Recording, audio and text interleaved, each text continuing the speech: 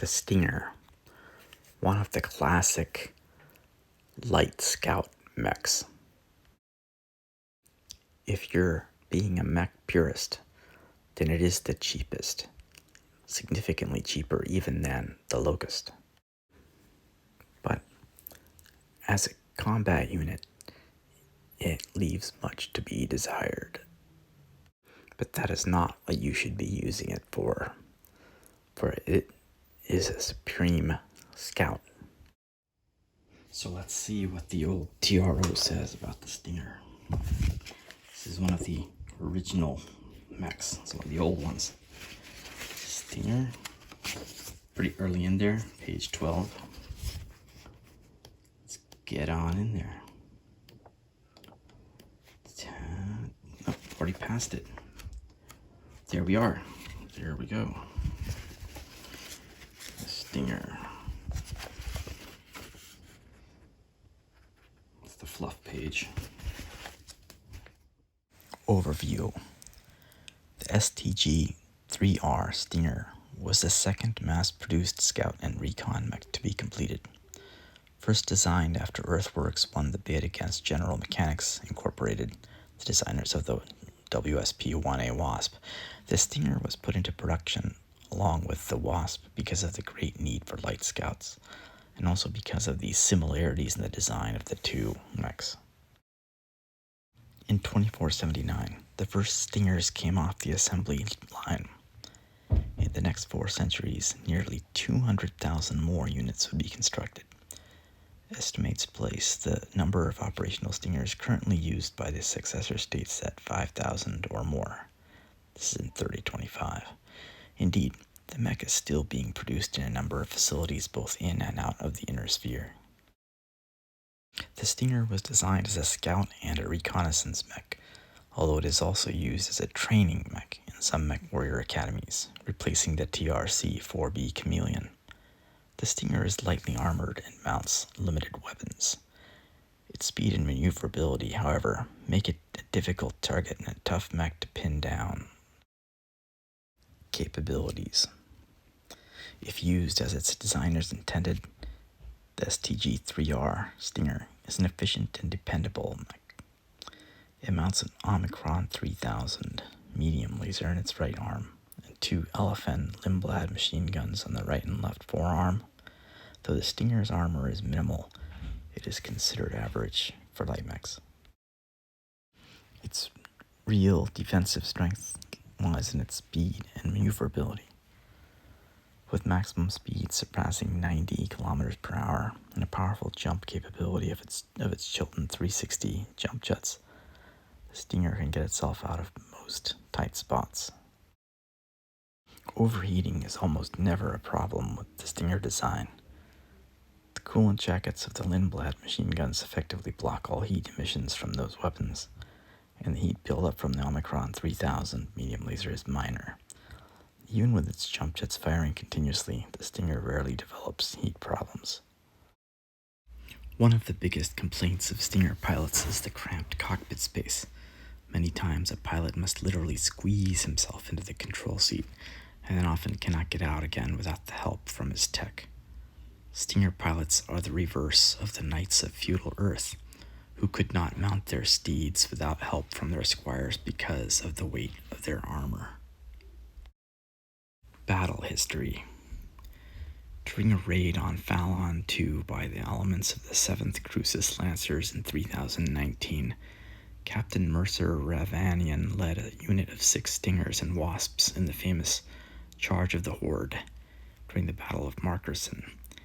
Attacking the recon lance of the elite McKinnon's raiders, Captain Ravanian's horde of lighter mechs was torn to bits by the heavier enemy units. None of the damaged Stingers or Wasps were recovered, although Ravanian escaped after ejecting from his disabled Wasp. Returning to the Krita defense area, Ravanian insisted his tactics would work on anybody other than elite mech warriors. After the Battle of Macurson, however, no house is willing to risk more mechs in his theories. Elements of the Wolf's Dragoons raided the Davian planet of Donoval II in 3021. During the raid, a party of cadets of the Meistmore McWarrior Academy were training on Stingers in a deserted area of the planet where they were ambushed by a lance of the elite Black Widow Company of the Wolf's Dragoons. Almost immediately, the cadets' instructor was put out of action. Meanwhile, the cadets ran for cover, with only the Wasp of the Black Widow Company keeping up. It happened that the first cadet disabled was a woman to whom each of the other 4 cadets was attracted. Though she ejected successfully, the Black Widow Wasp was quickly upon her. As the other 4 cadets turned around to engage the Wasp, knocking out before it could get to the girl. The cadets then picked her up and ran into the wilderness before the heavy enemy mechs could come into range. It was said that the pilot of the Black Widow Wasp nearly died of shame by being taken by a bunch of kids. Unlike its near sister Wasp, the Stinger has undergone relatively few variations in its career. Some MechWarriors have altered their Stingers with the help of their techs, however, dropping items such as the twin machine guns in favor of additional armor and an additional medium laser, usually in the left arm.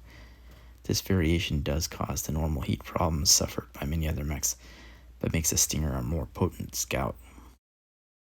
And in case you missed it in the original video flip, here's the specifications, and here's the storyboard / fluff page. Let's see what the Tech Upgrade 3050 TRO says about it.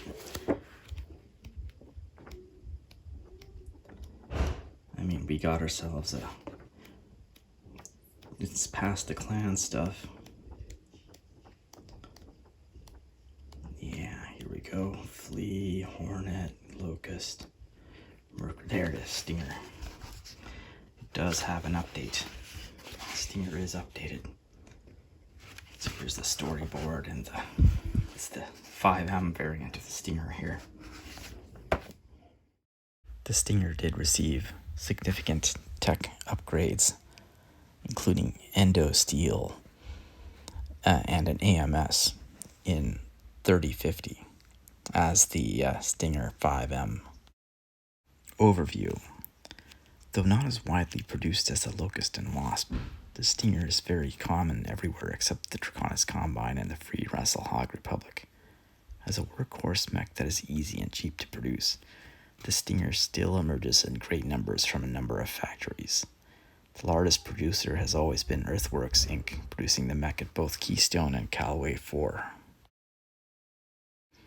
The Tarian Concordat has overtaken second place from the Lyran factories in recent years by increasing production at Pinnard Protectorates Limited at McLeod's Land and Vandenberg Mechanized Industries at New Vandenberg and Ilyushin. The Lyran's Coventry Metalworks on Coventry keeps its production line working, but at a lower rate than previously to emphasize other mechs, primarily the Commando. The other factories producing large numbers of Stingers are Majesty Metals and Manufacturing at Canopus 4 in the Magistry of Canopus, and the Alliance Defenders Limited at Alpharettes in the Outworlds Alliance. Of these factories, only the Earthworks plants in the Free Worlds League plans to incorporate Star League tech into the Stinger. Those plants will drop the 2 machine guns in favor of the Flame Tech Flamer and the Lindblad Shotgun AMS.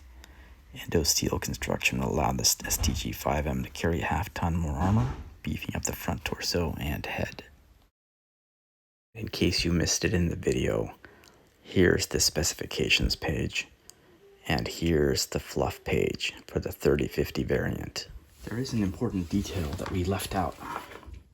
Well, we're not leaving out. But not only is the Stinger a mech, but there's also LAM, the Stinger LAM. That's the A5 variant of the LAM. It's only in the original TRO. In 2680, the Star League military asked designers to engineer a series of mechs that could fly as well as function as light ground mechs. Due to the high cost of designing such a mech, many top firms bowed out of the designing competition for the contract.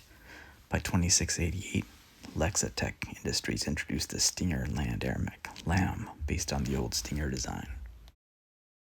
Through a specially designed hydraulic system, the mech could transform itself from a standard fighting mech to an air mech, then to a light fighter craft. While some military scientists thought it was a waste of funds, others believed it to be a unique weapon. Though never produced in large numbers, there are still many Stinger LAMs in service during the succession wars. Capabilities. The Stinger LAM is the best of both worlds, a mech with both firepower and speed, making it very useful for recon duty. In the air mech configuration, the mech uses the GM ATO 100 jet system, which produces high speeds. Though fast, it still maintains some heavy firepower capabilities. The Stinger LAM is considered a light mech, as it weighs in at 30 tons. The Stinger LAM's light armor is its primary weakness. Superior firepower can easily damage its internal systems, which could prevent a conversion in an emergency. Also, when transforming, most of the conversion systems are exposed, making it a juicy target for enemy gunners. If it takes a hit during conversion, the Stinger LAM could be stuck, half converted, and rendered helpless. Battle history. Before the Succession Wars, Lexatech Industries facilities were located in Draconis Combine space. Thus, after the fall of the Star League, these facilities fell into the hands of House Kurita. Several planetary garrisons in the Federated Suns and the Lyran Commonwealth also possess several Stinger LAMs. Because of their unique nature, many of these mechs worked in a raiding or commando unique nature. Their ability to take off from a dropship as a fighter, land, and convert into a battle mech made them highly desirable. In 2840, at the Battle for Hanser's Ford, elements of House Kurita engaged House Davian units on the planet Proserpina. The Draconis forces used 2 full lances of LAMs, consisting primarily of Stinger LAMs, to lead their defensive action. These fighters flew through the enemy garrison and landed behind Davian lines, where they converted into mechs. House Davian was forced to pull several of their frontline units, including elements of the Deneb Light Cavalry, to track down the 2 lances. As soon as they were cornered, the Stinger LAMs converted and flew away. The Draconis mechs continued these actions, which tied down Davian forces for several days and altered the outcome of several engagements on the planet. House Steiner made a raid on Shiloh within the Free World League in 2955. In the Battle of Randersville, Steiner found themselves pinned while trying to regain control of a supply cache within the city. In a bold move, several of the Arcturine Guard Stingers took off in the fighter mode and landed in the center of the city. Then they converted into mech mode and searched for the cache. After taking the supplies, the mechs converted to air mech mode and blasted their way through Merrick lines. The losses were heavy. The supplies retrieved by the Stinger LAMs more than compensated for the damage. In 3020, Hans Davian ordered a recall of all LAMs and their pilots for reassignment. Most are presently at the Fulker Military Academy, where they are training for close support and deep raiding missions. Military tacticians speculate that the LAMs will be reassigned to the Davian Guards. Rumors abound that House Kurita is also reorganizing its LAMs into elite raiding units. Variants.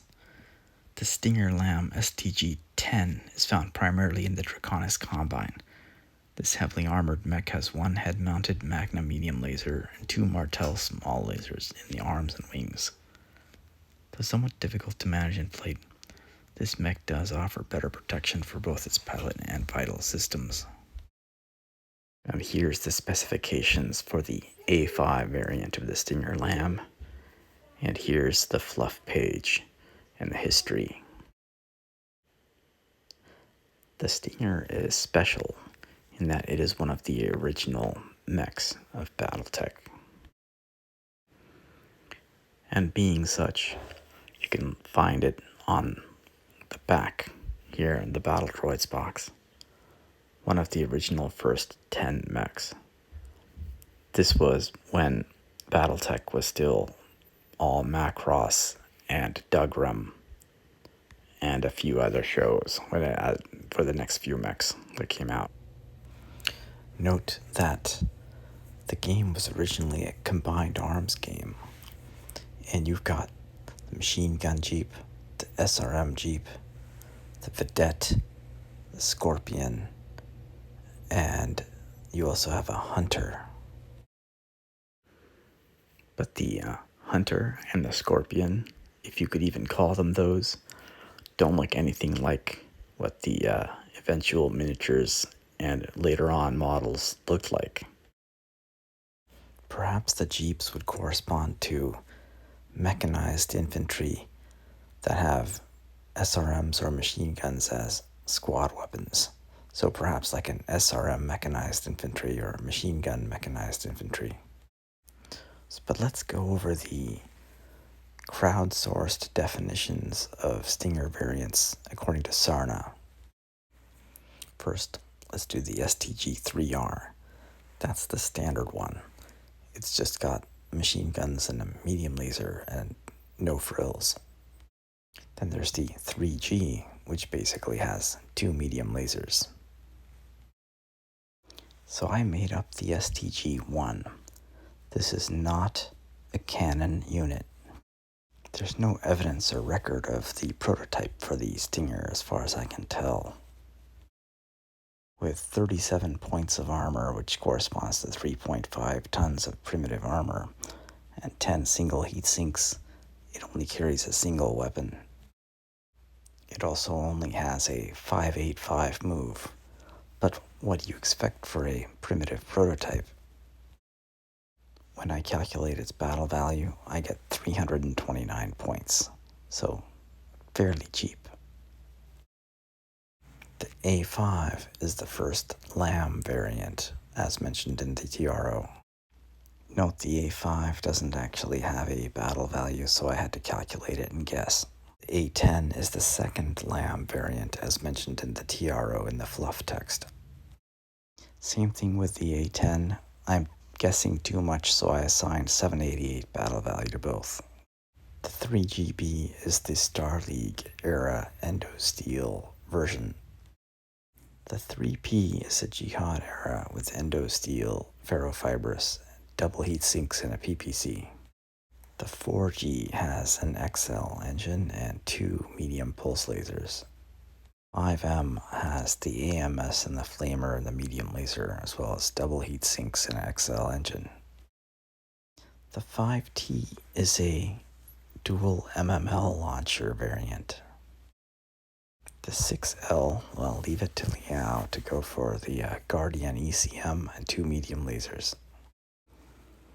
It turns out the LAMs and the 3P do pretty well, especially against light mechs. And since these are the lightest mechs, light mechs are a good target. When you correct for their battle value, the 3G, that's the twin medium laser, does pretty well as the 5T. Who would have thunk it? The Stinger as an LRM support unit. And of course, because it's one of the original mechs of Battletech that came from Macross, you can get miniatures for it. Perhaps you can try a Battle Troops or Clan Troops game with throwing in a 1/72nd scale model.